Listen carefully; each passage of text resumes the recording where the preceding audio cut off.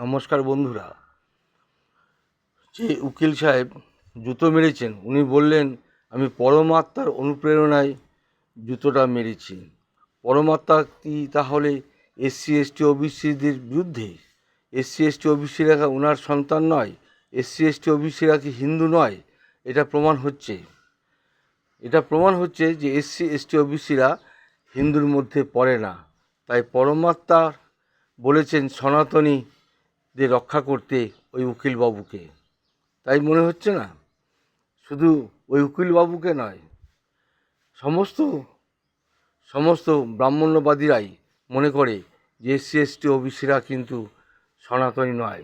তাই কয়েকদিন আগেই ভাগবত বলেছিলেন, মোহন ভাগবত, যে এসসি এসটি ওবিসিদের হিন্দু ভাবতে হবে।